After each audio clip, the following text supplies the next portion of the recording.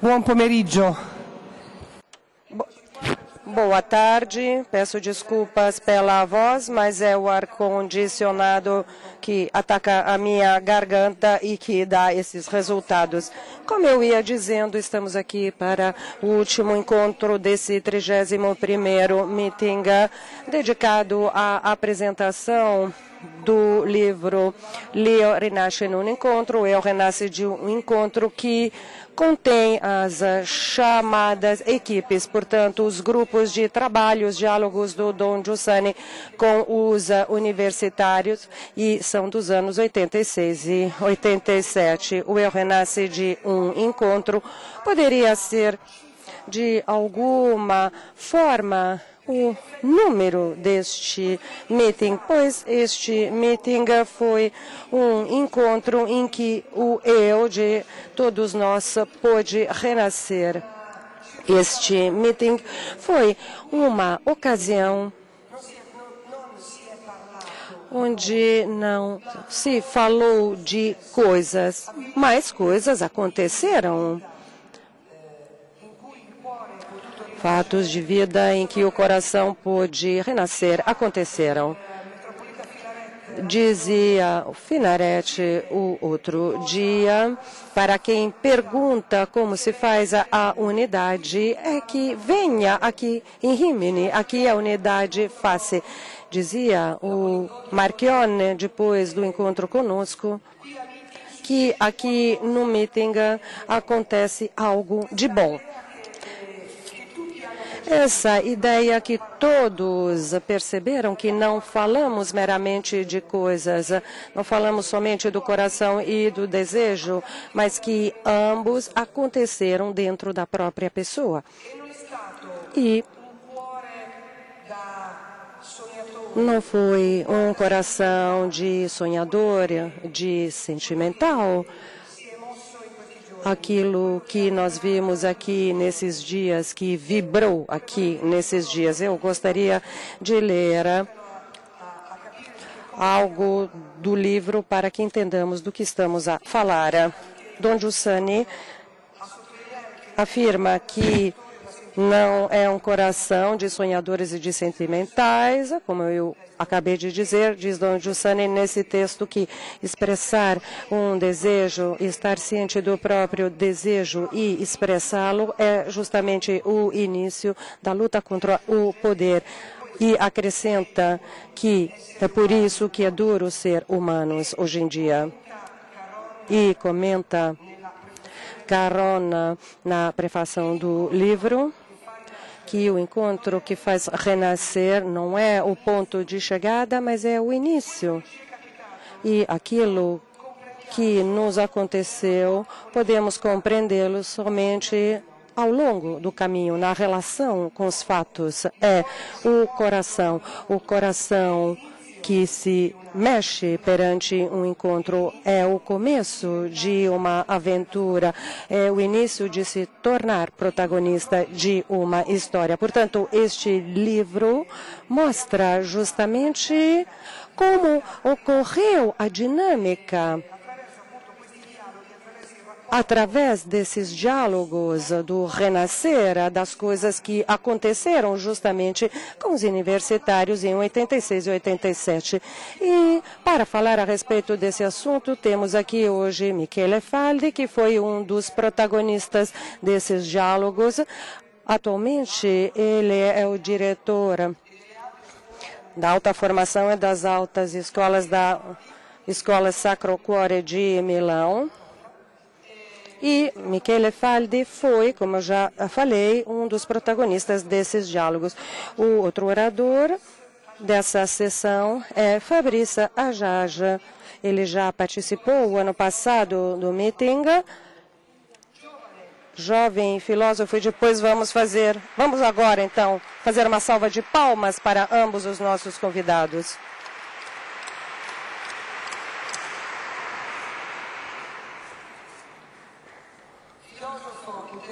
Como eu ia dizendo, filósofo e intelectual francês, definido árabe de nome, judeu de nascimento e católico por escolha. Este é o percurso de Fabrice Adjadja. Fabrice hoje vai se confrontar com o livro do Don Giussani. Ele já me falou antes, eu não quero reviver o que ele contou, mas eu quero tentar fazer de novo aquilo que ele fez. Portanto, a Fabrice, então, eu passo a palavra agora. Muito obrigado.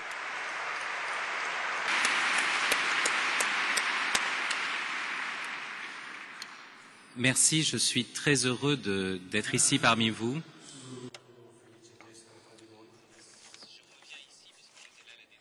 Eu estou muito contente de estar aqui hoje. Estou voltando aqui depois de ter participado o ano passado e aqui eu posso encontrar novamente alguns amigos.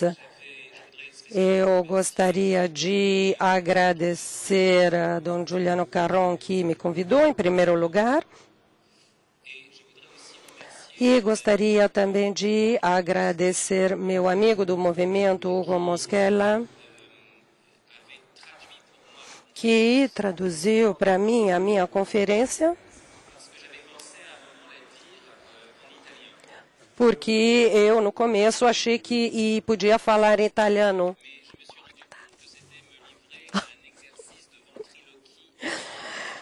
Mas eu achei que era um exercício extremamente difícil, porque nesse exercício eu não sabia se eu era o ventríloco ou a marionete. Isso é porque vou ler a minha conferência em francês.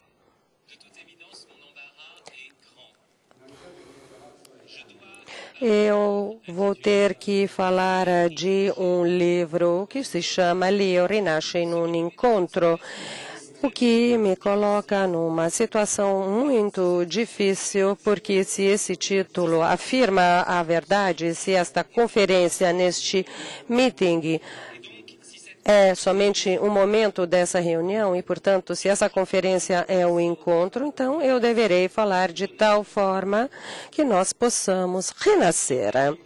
Tenho que me livrar de alguma forma de um exercício de ressurreição. E é, portanto, este o nosso objetivo. Por que estamos aqui, então? Porque nós viemos tão numerosos e de tão longe. Será que foi para receber informações adicionais e encher a nossa cabeça como uma enciclopédia? Mas, por tão grande que seja a nossa cabeça, ela vai cair um dia. E ela só vai cair se estiver tão pesada. E nós não podemos passar do lado da esperança de uma ressurreição. Mas, após ter afirmado isso, eis que um peso insustentável está em cima de nós, ou melhor, uma insustentável leveza. E a questão é, como fazer para renascer? Como fazer para que o nosso encontro torne-se um novo renascer? Não trata-se somente de fazer. Se tratasse somente de fazer, somente a partir do meu projeto, da minha fala, um discurso brilhante que seduz o público, não haveria nenhum encontro, porque isso seria somente a consequência de um programa e perderia, portanto, o seu interesse que surge de um novo nascimento. Então, como fazer para que não seja um mero fazer? Como se preparar para o encontro? Como permitir ao encontro que aconteça de forma a estarmos prontos para que possamos nos transformar a seguir? E como conseguir ser mudado pelo outro de uma forma que não seja uma mera alienação, mas uma verdadeira realização, uma ressurreição? A dificuldade, portanto, não é aquela de estar prontos para renascer, é também reconhecer aquilo que esse renascer acarreta. Na realidade, Alguém poderia perguntar, por que renascer? Não sei, eu já nasci, eu já sou eu mesmo. Por que então eu precisaria de um encontro e renascer? E, justamente, para desejar de renascer, é importante reconhecer que morremos. Esquecemos muitas vezes, mas só um bom morto pode fazer um bom ressuscitado. A boa nova da misericórdia infinita, precisa da má notícia da nossa miséria infinita. E, na realidade, fico sem graça quando eu tenho que admitir perante todos que todos nós já morremos. Eu morri, talvez não biologicamente, mas espiritualmente. E isso acontece quando eu não aceito o encontro, quando não me abro ao outro, quando eu ignoro a existência de meu coração. Eu usei a palavra coração. Au cœur de ce meeting. Que está no coração deste meeting. Mas então, o que é o coração? Um músculo? Mas um músculo estranho. Para começar, porque é um músculo oco que recebe em si próprio outras fibras e também porque, diferentemente dos outros músculos, a sua atividade não depende diretamente da minha decisão. Os 17 músculos da minha língua ativam-se após a minha vontade de falar. E se eu escolher de mexer a mão, é graças aos músculos que eles vão obedecer à minha vontade. Mas o meu coração bate sem eu falar nada. Ele começou a bater ainda antes que eu começasse a exercer a minha própria vontade e bate um tempo que eu não lhe dei. É realmente incrível. O meu centro não está em meu poder.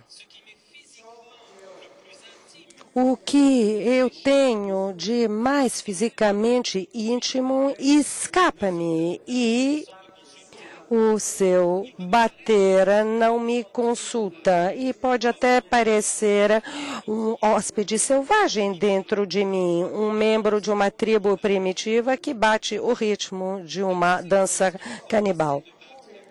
Eu sei que ele começou a bater sem que eu quisesse e ele poderia muito bem parar de bater para além da minha vontade. E seria o final da dança, seria o momento em que a vítima vai ter que ser sacrificada. Portanto, o coração é o sinal de ter sido recebido, mas também de ter sido oferecido, mas é o sinal que eu não me dei a vida sozinho, mas que eu tenho que oferecer a minha vida. Porque esse sangue que está dentro das nossas veias vai ter que ser usado para a ressurreição. Don Giussani escreveu, passo a citar, la verità della vita è il suo rapporto con il mistero da cui nasce, da cui è nata. Nasce perché nessuno si dà in ogni istante la vita che vive. É uma verdade muito concreta que continuamente repete. O batido do nosso coração nos dá uma joia, uma felicidade e nos lembra que nós não somos os donos da nossa existência. Isso demonstra que a nossa vida é a cada momento recebida para ser oferecida. E isso é possível observá-lo também em outras situações. Por exemplo, no nosso umbigo. De se olhar o próprio umbigo significa ser egoísta ou achar que somos o centro do universo. Mas se olharmos realmente o nosso umbigo, o que é que nós vamos descobrir? Uma cicatriz, a sua primeira cicatriz, que é o testemunho da nossa relação com o outro, com a sua relação com a própria mãe, que foi a sua primeira casa e sem a qual você não teria nascido. Assim, o nosso umbigo nos lembra a nossa dependência do outro, nos lembra que nós não nos fizemos a nós próprios e que no meio a essa ferida esta que é o sinal de um dono, esta ferida que nos chama a doar e não ter receio das feridas se for a nossa vez de doar a vida. Outro sinal semelhante ao coração ao umbigo, mas que nos faz passar do corporal ao espiritual, que é somente um sinal, mas que é a prova que todo o nosso ser, corpo e alma vive somente para um encontro e dentro um encontro. Outro sinal é a nossa palavra.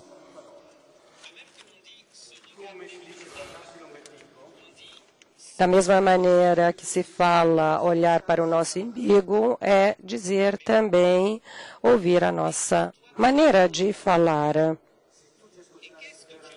E então, o que nós ouvimos em entoações que vêm do seu pai, da sua mãe, do seu irmão, ou de um mestre que você admirou, mas principalmente ouve-se as palavras e a gramática, toda uma língua que você não criou, mas que você recebeu das vozes de seus pais como um dom.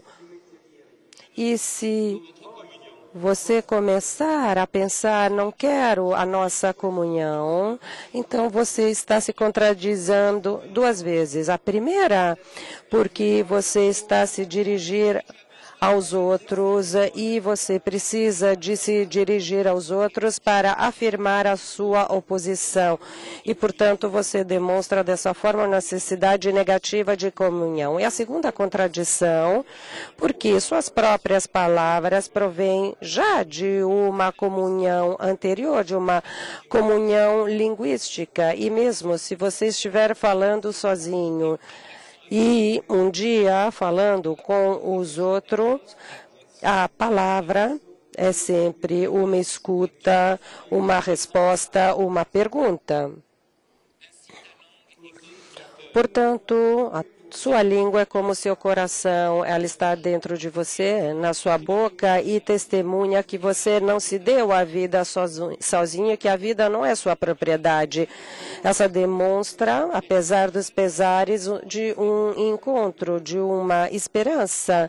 Por exemplo, você acabou de falar bom dia e atrás disso tinha um dia bom. E isso é o apelo à glória. Ou então você falou arrivederci, até logo. Significa que a sua boca demonstrou que quer rever aquela pessoa. E isso mesmo se você achou que o outro era antipático. Ou então você falou, ai, que vida horrível. Mas como você poderia dizer isso, mesmo que você tenha o pressentimento de uma vida melhor, mais viva, eterna e cheia de alegria, sem essa sensação, sem esta esperança, essa exclamação não estaria dentro da sua boca e você realmente acharia a vida horrível, sentir o gosto. Du Deutéronome, esse comando de hoje não é muito difícil nem muito longe, pois a palavra é muito próxima de ti, está dentro da sua boca, do seu coração, porque você a coloque em prática. E esse é um verso do Deuteronômio. Eu sei que muitas pessoas aqui já renasceram através do encontro com Dom Giussani. Talvez porque Dom Giussani era um orador mais brilhante dos outros. Não, mas ele era mais pobre de espírito de muitos outros. E, portanto, ele não levava as pessoas para ele, mas através dele, para a origem, levava-as para a luz. Chamava os homens à própria originalidade. Ele era bastante pobre para ser transparente, mas ele era pobre, mas era brilhante, porque ele não pegava a luz para ele mesmo, mas deixava que a luz passasse através dele e a doava para os outros. Mesmo fruto desse encontro, como cada encontro verdadeiro, não é uma mera não é trazer novas informações como se fosse uma reportagem sobre um país estrangeiro, mas é a importância de uma presença. E isso é, sem dúvida, muito mais importante, porque o que está em jogo não é saber algo a mais, acrescentar informações para se sentir mais interessante ou para se divertir mais, mas para voltar à essência da nossa existência e descobrir como se fosse um fato muito encantador. Algo que existe. Eu existo. Eu posso trazer um testemunho. É essa a coisa mais importante. É isso que é realmente importante. Princípio de todo o resto, com a sua própria pergunta, por que estou aqui?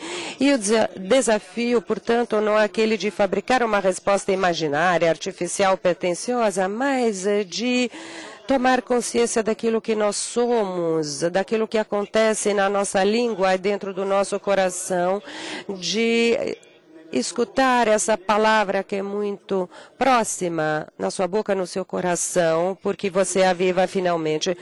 Como Dom Giussani escreveu no livro O Lio Rinasce da un Incontro, nós vivemos uma maior fraqueza da nossa consciência, chamada em italiano una debolezza non etica, ma di energia della coscienza. Uma fraqueza da energia da consciência seria a sua tradução. A debolezza, a fraqueza, não é nem ética e tampouco científica. Não faltam soluções científicas. Pelo contrário, nós temos muitas soluções científicas até chegar nas soluções finais.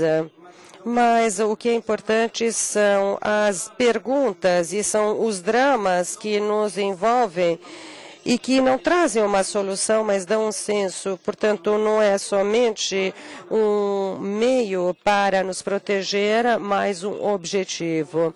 E nós também temos poucas normas moralizadoras, por contrário, nós temos sempre regulamentos e obrigações, a publicidade comanda sempre, compra isso, toma aquilo, com o novo BMW você será feliz, com o salame Negroni você terá o gosto do verdadeiro, contisca-lhe, a estrada está aberta. A publicidade fala como aqueles que pregavam na Idade Média propõem o céu, mas é graças a um salame, a uma máquina de lavar a roupa ou uma conexão internet que nós poderemos ser felizes.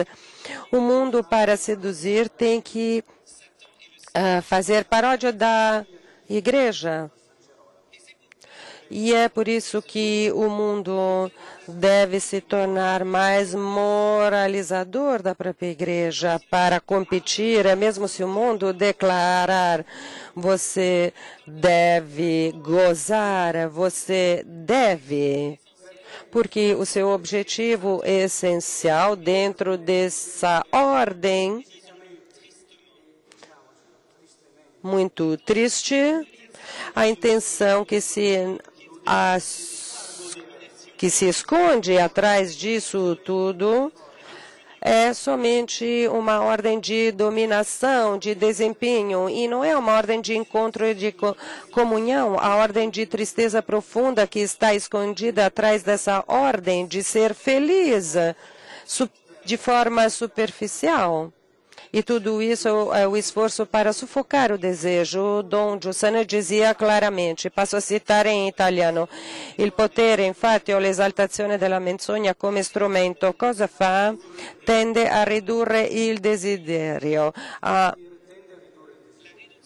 O poder tende a reduzir o desejo. E mais, a redução dos desidérios ou a censura de algumas exigências. A redução dos desejos e das exigências é a arma do poder. Esta redução do desejo, afirma Giussani, não é nada mais do que a mera tentativa de cancelar a humanidade.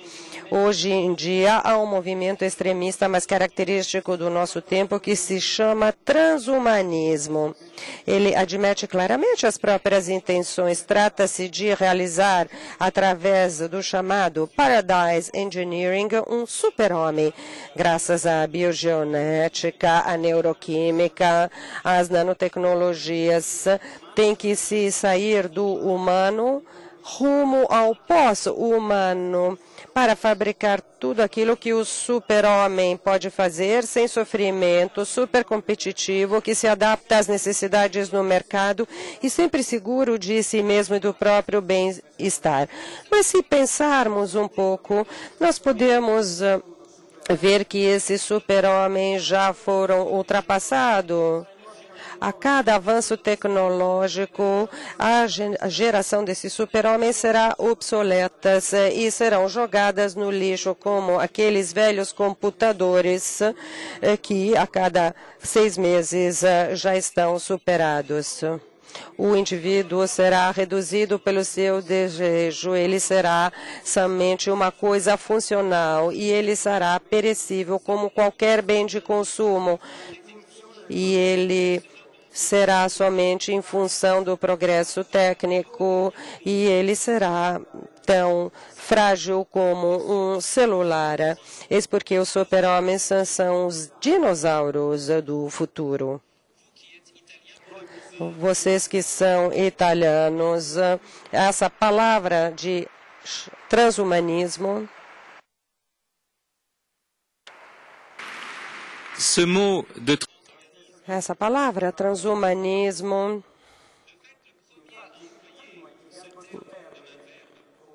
porque pode ser conjugada como um verbo, e quem usou pela primeira vez foi Dante. No primeiro cântico do Paraíso de Dante Alighieri, transhumanare significa per verba, non si poria. Transhumanare não pode ser usado como uma mera palavra, mas o exemplo é suficiente. A cui experiência gratia serba, dizia Dante, aqui a graça conservou a experiência. Portanto, Dante é aqui profeta. Ele nos diz que transhumanare é essa grande coisa que deseja o coração. Mas essa coisa torna-se pequena logo que pensamos de poder chegar lá através das nossas próprias palavras, através do nosso próprio poder.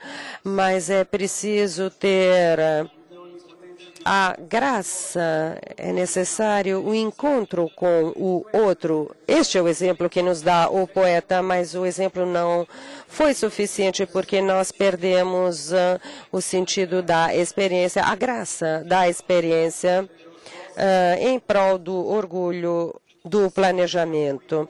Podemos, portanto, entender que o poder não haveria nenhum poder se não existisse em nós o desejo de grandes coisas.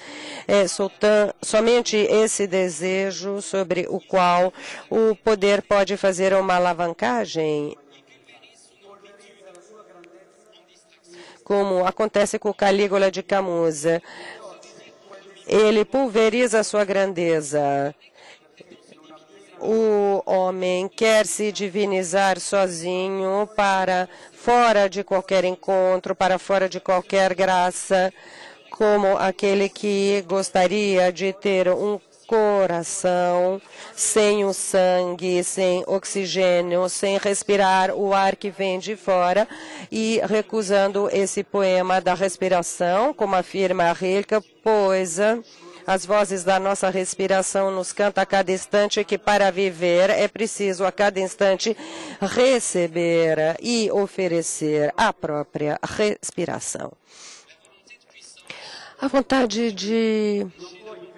disso tudo não pode impedir o encontro, porque o encontro é um acontecimento muito importante que pode subverter tudo aquilo que nós gostaríamos, mas a vontade disso tudo pode fazer com que o encontro não aconteça, fazer com que ele se torne uma ilusão e seja destruído. Don Giussani escreveu, passo a citar em italiano, il potere non può impedire il destarsi dell'incontro, ma cerca di impedire che diventi storia. O poder tenta impedir que tudo isso se torne uma história, mas estamos a falar de qual encontro? Daquele do Cristo, obviamente, mas também daquele de uma paisagem, de um concerto de Mozart ou de uma moça. Eis que há um encontro com Beatrice ou então Aspásia do Leopardi. O que acontece então no instante daquele encontro? Você é atingido pela beleza. Óbvio que a beleza é experimentada através de seu rosto e de seu corpo, mas aquilo que é dado através do rosto e do corpo é uma música, uma harmonia, uma dança do ser, pois a beleza é como o fundo do ser e essa alegria sai, vem à tona. E é naquele momento que a vontade de potência, o poder fala ao seu ouvido. Essa música não é que uma ilusão produzida pelo seu testosterone. Coloque, vai para a cama com Aspásia. Coloca uma camisinha, oferece uma estância, um quarto de hotel e vai para a cama com a Beatrice. Você vai ver que a miragem vai desaparecer. E assim que você vai violar a Beatriz, mesmo se ela estiver de acordo, principalmente se ela estiver de acordo, você vai violá-la, porque você está cuspindo na música, porque você está pisando a dança do ser que se manifestou no encontro, porque você não quis reconhecer a ferida da sua beleza, aquela ferida que não é uma diminuição do seu próprio ser, mas é oferta de um ser que é maior do seu poder e que fica acima de tudo e vai destruir o seu orgulho. Giussani relembra, passo a citar em italiano, questo è l'importante per il mondo, isso é importante para o mundo, impedir ao homem de chegar próximo da própria ferida, isso é de chegar perto de si próprio. Essa é uma frase incrível. Como pode ser que chegar perto de si mesmo é como chegar na própria ferida? Como é que isso pode acontecer? É porque o eu acontece sempre num encontro, num embate na felicidade de uma contínua hemorragia de sangue recebido e doado. Et blessure. O encontro é ferida porque é o surgir de algo que desperta o meu desejo, que ao mesmo tempo foge de meu poder, algo que ao mesmo tempo me exalta e me humilha. E a pergunta é a seguinte: como conseguir realmente abraçar Beatrice? Como entrar em contato com a fonte inacessível de sua beleza? Mas cuidado, não se trata de se servir de Beatrice para ir até Deus. É isto aquilo que acreditaram alguns falsos cristãos. Disseram, vai para o Criador e para fazê-lo despreza as suas criaturas. Mas é como dizer, vai para Dante e diz a ele que a sua comédia é zero, não vale nada. O Criador ama a sua criatura e, portanto, ir em sua direção quer dizer ir mais profundamente. Vocês conhecem essas palavras da carta aos Coliseus, que o Giussani repetia, perdão. Ele é, antes de tudo, todas as coisas e tudo existe nele. Portanto, ir em direção do Cristo não tem nada de exclusivo. É importante ir até o Cristo para poder ir rumo a Beatriz. É através dele que ela é salva, que com ela que a música de sua beleza pode ser tocada como uma maravilhosa sinfonia. Eis então a ressurreição que se aproxima. Isso só pode ser feito lutando contra as mentiras de uma autenticidade fabricada pelo nosso próprio poder, que nós corremos o risco da nossa vida para chegar na verdade, a verdade do encontro e do desejo. Don Giussani diz isso tudo com muita clarezza. Passo a citare in italiano. La lotta contro questa menzogna può giustamente far dire che sarebbe meglio per l'uomo essere assassinato che perdere la propria umanità. Este é o exercício da nossa ressurreição. Preferir ser assassinados para não perder o próprio coração. Esse é o testemunho para a beleza. Preferir ser cortado em pedaços, mas não renegar a glória aos quais todos somos mais chamados, mesmo os mais pequenos, mesmo os inimigos, mesmo aquele que me cortou os pedaços. Como dizia Giussani, Cristo não é para os cristãos, mas para todos os homens. É o salvador do marxista, do berlusconiano e também dos democráticos.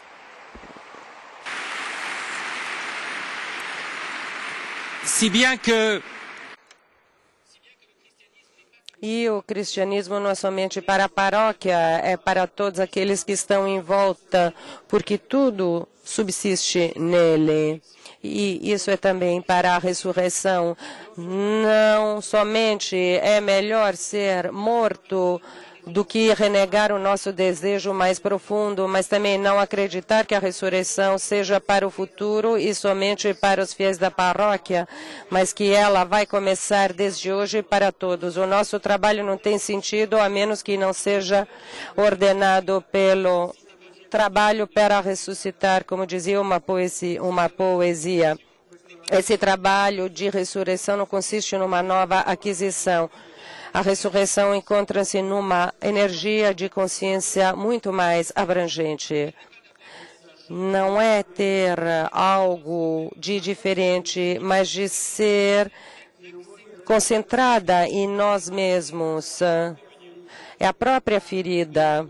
E temos que entrar em comunhão, uma maior energia de consciência. Isso significa viver de forma amorosa tudo o que é dado, que você não tenha que atravessar a vida como se fosse um jogo de vídeo, uma cena de fantasma sem profundidade, mas que você venha a tomar consciência daquilo que é a realidade.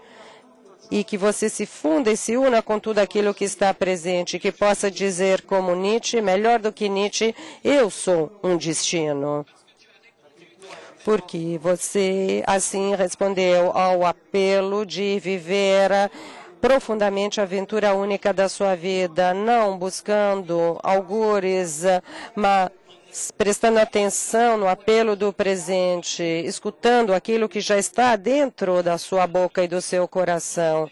É esse o coração do mistério cristão. Nós não podemos esquecer, Deus é Trindade. Eternamente, o Pai gera o Filho na união do Espírito.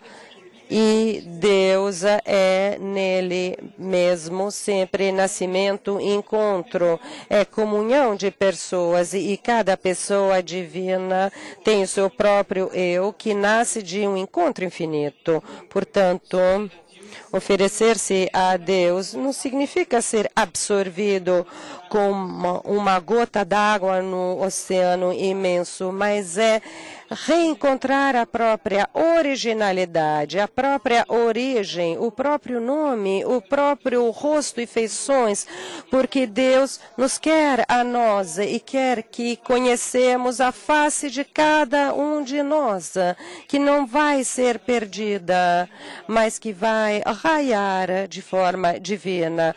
E então, assim, vamos começar a ressuscitar, a renascer.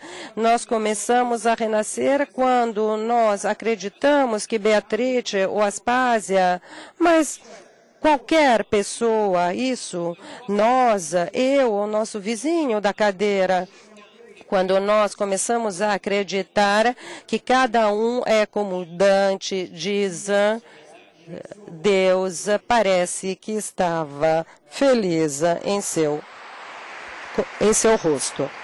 Muito obrigado.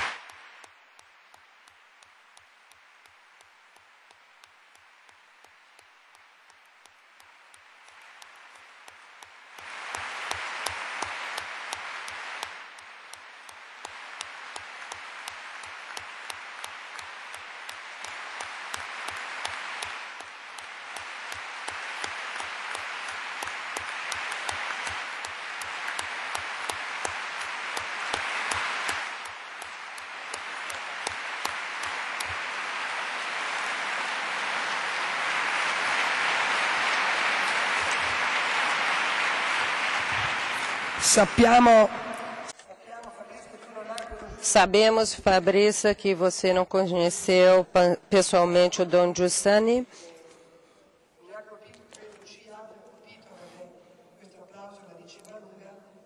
mas hoje você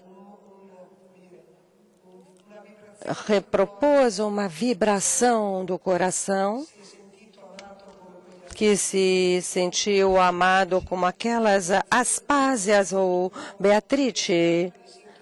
O seu coração está muito em sintonia com o nosso coração que vibra na lembrança do Don Giussani e agradecemos você por estar em sintonia conosco.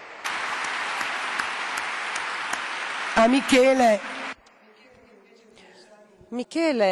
que conheceu pessoalmente Don Giussani, perguntamos o seguinte: Michele, naqueles encontros, o que é que acontecia? O que é que vocês faziam naqueles grupos?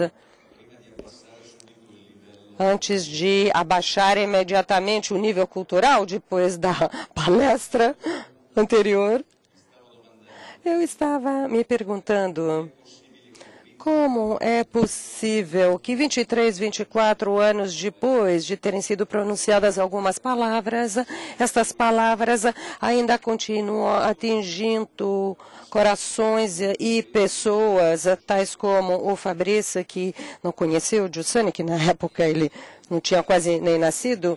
Essa é a grandeza deste livro e dos livros anteriores, porque já é o quinto de uma série. A razão pela qual estou aqui nesse palco basicamente é muito simples. Eu era uma daquelas pessoas que participou pessoalmente, eu cursei a faculdade durante muito tempo. Fiquei muitos anos a mais na faculdade e então tive a possibilidade de participar durante muito tempo desses encontros.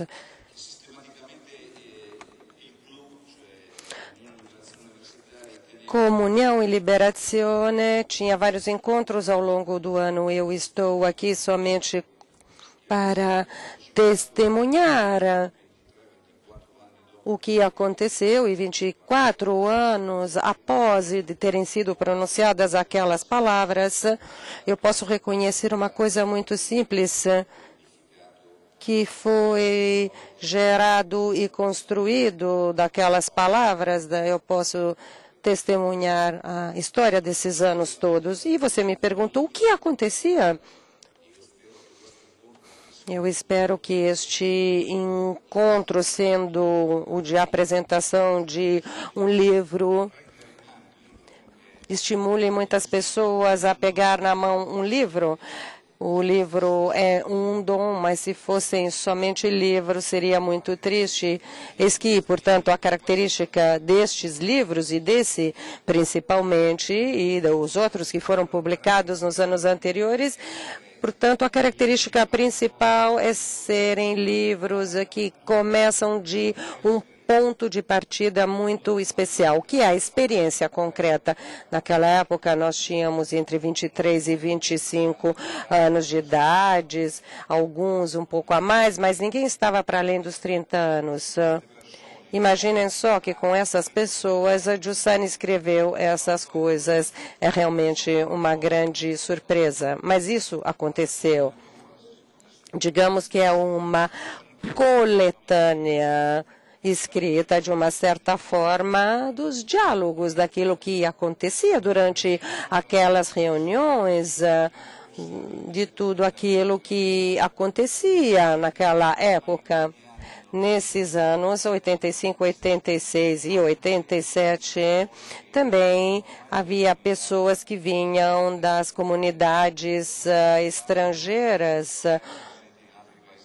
O movimento já estava em outros países da Europa, portanto, nesses encontros participavam também pessoas que vinham de fora, de outros países. Pessoalmente, se eu tiver que encontrar um ponto de partida pela minha história, a própria história, e depois vou tentar entender e explicar por que está ligada a esse grupo que está aqui descrito, como eu ia dizendo, eu volto no primeiro ano, na primeira hora em que o Giussani começava o seu curso de introdução à teologia. O curso que depois gerou o livro do senso religioso, do sentido religioso. O Giussani começava a sua aula, eu tinha 18 anos, logo no começo das aulas, cheios de receio. Ele começava assim: não estou aqui hoje e ao longo do ano para convencer-vos de todas as coisas que eu direi, mas eu estou aqui porque sua experiência possa ser comparada com todas as coisas que eu aqui direi até o final do ano. Se eu tiver que identificar um ponto em que o fascínio do cristianismo me atingiu, é justamente nesse ponto. Nós aprendemos muitas coisas depois. Terça-feira, Dom Pino relembrou. Tudo isso acionou aquela comparação universal a partir das nossas experiências. A maneira em que se realizavam esses encontros, a maneira de dialogar, essas reuniões, era justamente essa forma, a possibilidade, portanto, de aprender e comparar a própria experiência. E dentro da própria experiência havia tudo que éramos nós, com nível cultural muito baixo, muito pouco acostumados à fadiga do estudo, com o nosso temperamento muito, digamos, em linha com aquilo que estava acontecendo, mas todos fascinados porque o Giussani conseguia ficar no nosso mesmo nível. Essa comparação universal para nós, que éramos uma geração que nem tinha deparado com grandes coisas importantes, não tinha tido o 68, nem dizer lutamos para a universidade, um mundo melhor. A nossa geração nem fez o 77, que foi a outra luta dentro da universidade, o debate, o confronto. A nossa foi uma geração que estava dentro daquilo que eram chamados os anos do refluxo, onde as pessoas afastavam-se da realidade para viver na própria área privada. E tinha uma publicidade naqueles anos, que eram os anos 80, que se dizia Milano da Bere, que a coisa mais importante era tomar um aperitivo. Tinham até passado os anos do terrorismo, que mesmo dentro da Universidade de Milão, onde nós estudamos, teve suas vítimas. Contudo, num contexto que aparentemente era mais tranquilo, mais fácil, Giussani, e no livro está escrito, relatado, teve uma intuição, uma imagem. Em maio de 86 tinha estourado a central nuclear de Chernobyl na União Soviética. Outra coisa extremamente importante, havia ainda o Muro de Berlim naquela época.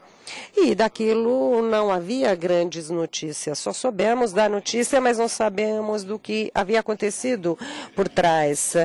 Alguns tempos depois, o Dom Giussani falou a respeito disso e comentou as coisas da nossa geração, observando os jovens com os quais lidava durante os cursos.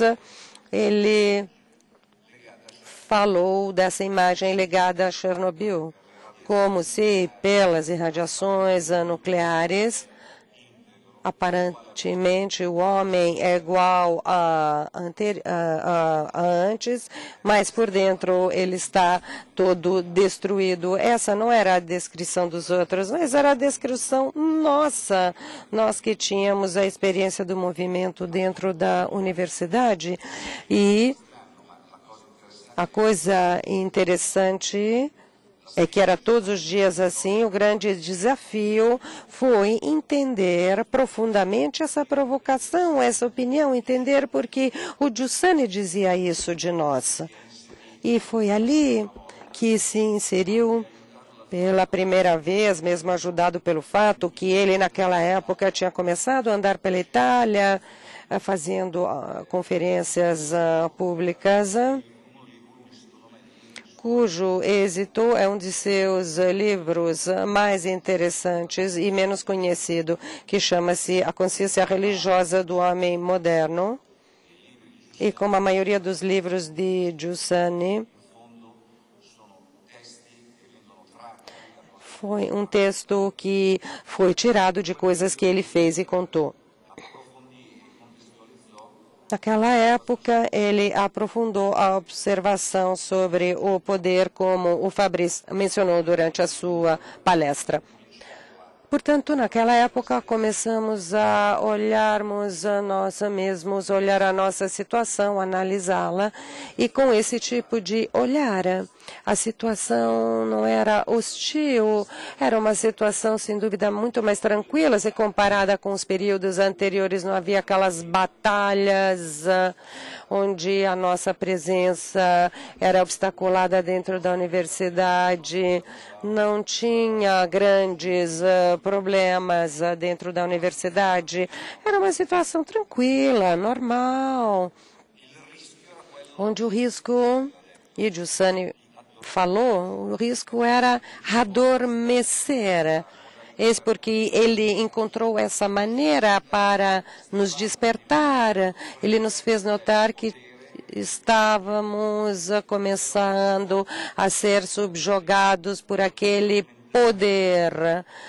poder que quer adormecer o desejo e, portanto, fazer com que as pessoas adormeçam. Os anos da universidade e, portanto, consequentemente, os diálogos da equipe, dos grupos, dentro de uma tranquilidade normal de um estudante universitário, aconteciam com essa peculiaridade.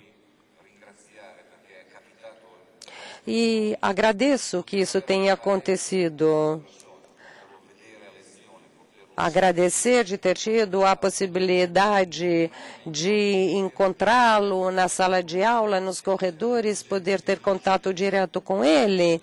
Se vocês sabem da imagem da capa do livro, eu hoje vi no cartaz gigante aqui na mostra do Giussani aqui no meeting.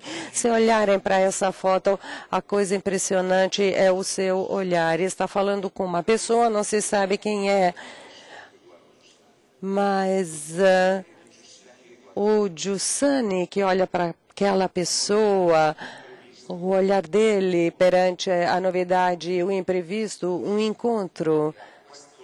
E ele tem encontro com essa pessoa, portanto, os nossos dias estavam dentro desse sentimento, dessa maneira dele ser. O que é que nós tínhamos nesse contexto? Só tínhamos o nosso eu. E gostaria de ler um trecho do livro. Mesmo se eu gostaria de me deter horas e horas, mas só gostaria de indicar algumas coisas para que depois vocês possam consultar pessoalmente. O eu nasce de sua prisão, nasce de seu túmulo, de seu sepulcro. E nós éramos assim, estávamos dentro de um túmulo, de uma situação fechada na origem, e renasce, toma consciência no encontro. O encontro para nós tinha sido aquele de pessoas de um lado próximas do Giussani ou com ele. Muitas vezes aconteceu naquela época. Eu era o responsável da comunidade dentro da Universidade Católica, era aquele que tinha mais a ver com ele, e muitas vezes eu vi chegar na hora das responsabilidades, etc., as pessoas mais diferentes, mais estranhas, até no limite da patologia, que ele encontrava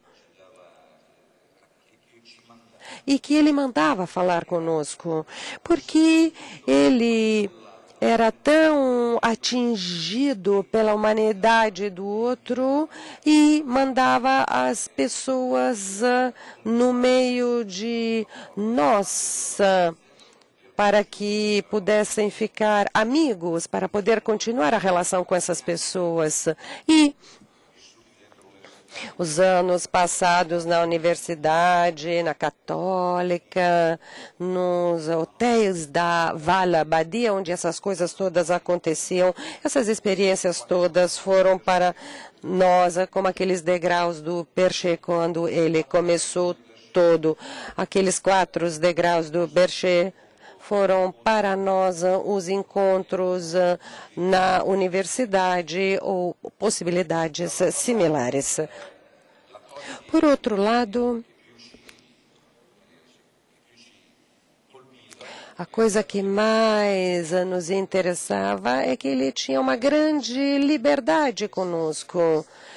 Esses textos, estas equipes, esses grupos não foram uma construção, uma escola rija. Talvez vocês possam pensar que fosse uma escola onde o mestre, o fundador, ensina aos outros de cima para baixo. Na realidade, não foi assim. Era o momento em que ele mesmo aprendia, ele comparava a própria experiência com a experiência dos outros, porque ele era o primeiro a comparar a sua experiência com aquilo que acontecia na realidade. O seu coração entrava em relação com a realidade. E olhando para isso, para nós, era uma maneira de aprender esse tipo de atividade, de exercício. Outro trecho muito bonito durante uma equipe, um grupo muito interessante. Depois vou falar a respeito da Páscoa, o Ícaro de Matisse, para nós, Matisse até aquele momento era um dos gatos de uma banda desenhada que chamava Aristogati. Matisse, imaginem só o nosso nível cultural. Portanto, durante aquele grupo, ele disse: nós erramos quando abrimos continuamente o problema humano. Entendo que poderíamos ficar 10 ou 12, mas quando encontra-se uma pessoa que, em qualquer dos casos, perante um problema humano, fica perto de você, então você entende o que é a amizade. O que é a amizade? Porque todo o resto, mesmo se misturado e virado, não é nada. Era muito fascinante poder ter a ver com uma pessoa que te trata ação, que não tinha nenhum problema com relação à organização, ao esquema, mas era muito atento ao seu coração, à sua humanidade, e demonstrava aquele imprevisto, começamos a chamá-lo assim. E imprevistos eram chamados volantone da Páscoa. Outra coisa que, lendo o livro, vocês poderão ver, foram chamados volantone de Páscoa. Nós crescemos seguindo um percurso que tinha, no chamado volantone de Páscoa, o seu ponto primeiro. O volantone é um folheto que sai na Páscoa, mas na equipe de agosto e nas equipes a seguir, o conteúdo desse volantone de Páscoa ainda estava na ordem do dia, ainda era sempre o mesmo. O volantone de Páscoa entrava na vida da comunidade, da pessoa, de uma forma tão profunda, de uma forma tão cabível, que se tornava o tema, a escola, o campo de trabalho durante alguns meses. Eis porque durante as equipes, os grupos de verão, ainda se falava do Ícaro de Matisse, e no ano seguinte, em 87, o ano em que ele começou a fazer essa reflexão sobre o poder, fala-se daquele folheto, daquele volantone, onde há a frase desse dissidente tchecoslovaco, Pseudorassi, que nunca sei que fim levou, e, portanto, era importante entender a verdade naquela época. Ele ensinava na Universidade de Gênova e foi encontrado por alguns jovens da Universidade de Gênova. O chamado volantone de Páscoa marcava a vida do resto do ano. Há uma série de páginas que eu não vou poder ler agora, onde Giussani fala desses momentos das equipes ao longo dessa história que marcaram a vida de muitos através justamente da leitura do volantone. Portanto, de como a nossa experiência tinha se comparado com esses volantone. O que havia sido feito e aquilo que não havia sido feito. A equipe de verão, em 86, começa a dizer do volantone desse ano: vocês não fizeram nenhum trabalho, então vocês não entenderam nada daquilo que estava escrito. E, portanto, dali começou-se de novo para continuar. E para encerrar, que é a coisa que mais eu queria dizer, portanto, passaram-se 23, 24 anos... Felizmente, eu me formei. E hoje, que tipo de atenção e de interesse pode haver em ler esse livro? Muitos poderiam pensar de voltar somente para o passado, como se fosse uma antologia histórica, o que fomos, o que éramos. E para muitos, os que não conheceram, poderia ser muito afastado, quer no tempo, quer no conteúdo. E agradeço a quem deu a possibilidade que essas coisas ainda hoje possam ser utilizadas, porque após 25 anos o desafio continua exatamente o mesmo. Não pode ser uma mera lembrança do passado e não é um mero livro, mas é um livro que conta uma experiência. e, portanto, não é uma mera lembrança do passado e que vai mudar a minha vida hoje, a família, os amigos, o trabalho, etc. Não tem a capacidade, uma lembrança, mesmo uma pia lembrança de mudar a vida de hoje. E, portanto, como é possível que essa continuidade continue durando ao longo do tempo? Há um breve trecho onde o Giussani dá essa interpretação, falando da companhia da nossa amizade. Ele diz: se você viver a história dessa amizade, desse grupo, as pessoas que no movimento não acompanhou a equipe desses últimos 10, 12 anos, perdeu contato com o movimento. E, portanto, em parte, eu vou responder a sua pergunta do começo, porque, na realidade, na equipe, o movimento teve o seu momento mais reflexivo e deu passos adiante. Isso vale também para grandes intelectuais e grandes padres e responsáveis. Pertencer a uma companhia e pertencer à sua história. Recentemente encontrei uma coisa que é de um autor que o Giussani amava muito e é mencionado nesse livro, que é o Pasolini. Pasolini, numa poesia chamada Em Forma de Rosa, diz: o sangue de Cristo tornou-se cera, verniz, verniz tornou-se pó, o pó tornou-se omissis. Não uma palavra, não um tom, não um olhar. A doce religião, do resto, muitas vezes traída no homem no qual você se recolheu, nasce a loucura. A descrição de como o homem é assolado. Os olhos não querem olhar. O rosto branco enche-se de manchas vermelhas. O eu sofre uma ereção inestética, tem por si próprio um amor infeliz. E olha aqui o lúcido Pasolini, onde o cristianismo não renasce, ele apodrece. E vou encerrar a minha apresentação. Como é possível hoje ler essas coisas sem provar de um lado uma grande saudade e do outro ser teóricos?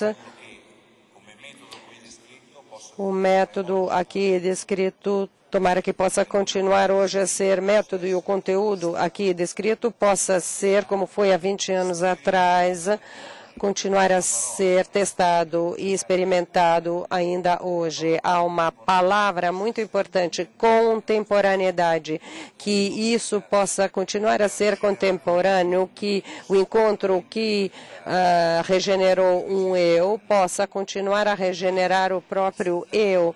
Caso contrário, não somente eu, mas o próprio carisma do movimento não irá continuar. Se tornar filhos dessas coisas, não discípulos e imitadores.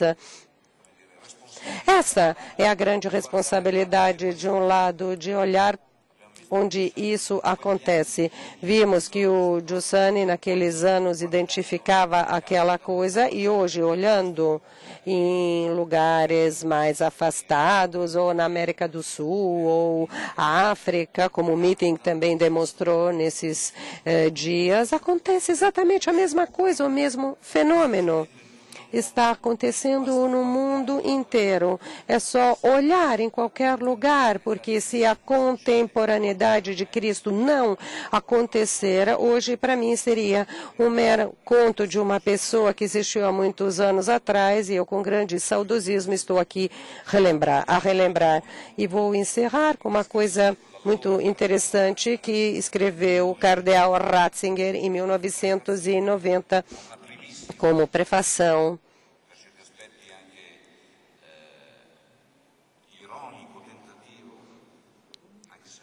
Uma primeira irônica tentativa de coletar alguns textos que o Giussani fez durante as equipes, e Ratzinger, nessa prefação, escreve o seguinte: O cristianismo não é uma teoria, não é um moralismo, não é um ritualismo, mas é um acontecimento, o encontro com uma presença. Giussani define o ateísmo prático, aquilo que nós chamamos de oblaicismo, com uma fórmula que vem de Cornélio Fabio. Giussani sempre relembrava: Deus, se existir, não tem nada a ver.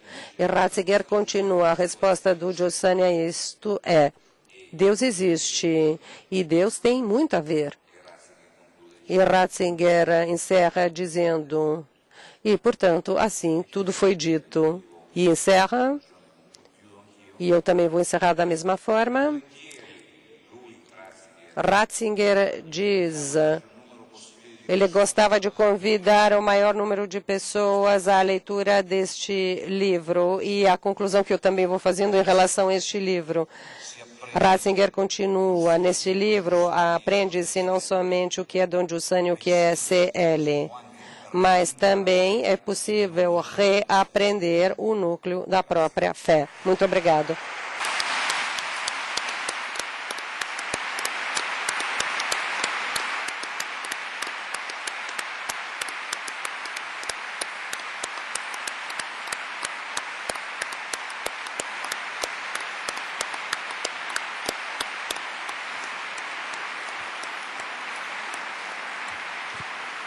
Poiché Dado que temos ainda um minuto, eu gostaria de acrescentar mais uma coisa. Eu também, naquela época, durante as conferências do Giussani a respeito do poder, tinha ficado muito espantada, porque ele andava pela Itália toda a falar deste assunto numa época em que não aconteciam coisas estranhas, e ele andava por aí e continuava fazendo essas conferências com relação ao poder. Hoje, talvez,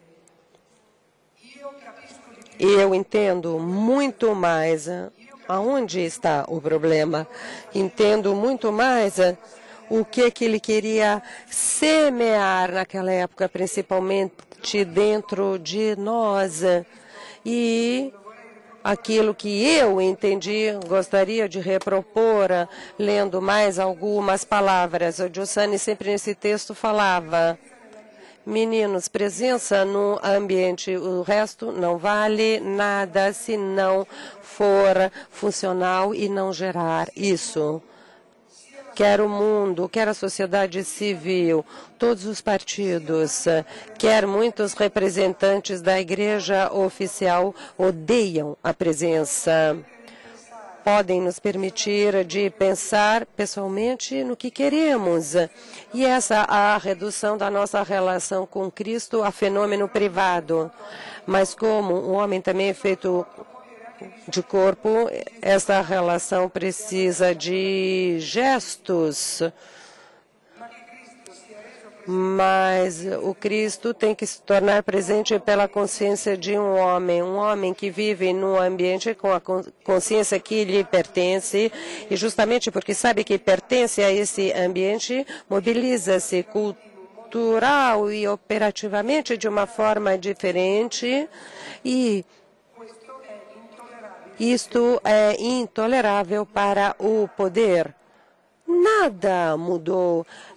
É por isso que eu entendo isto hoje. As coisas não mudaram nem hoje. Seria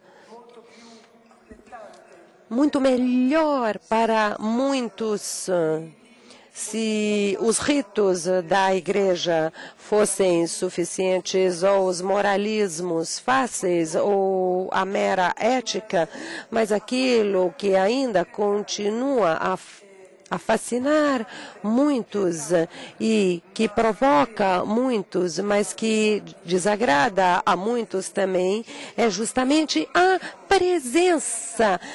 É que nós somos uma realidade em movimento dentro da história. Esse porque continuamos a fazer os meetings. O próximo meeting de 21 a 27 de agosto, cujo título será "E a existência torna-se uma imensa certeza. Muito obrigado pela presença de todos e até o ano que vem. Obrigada.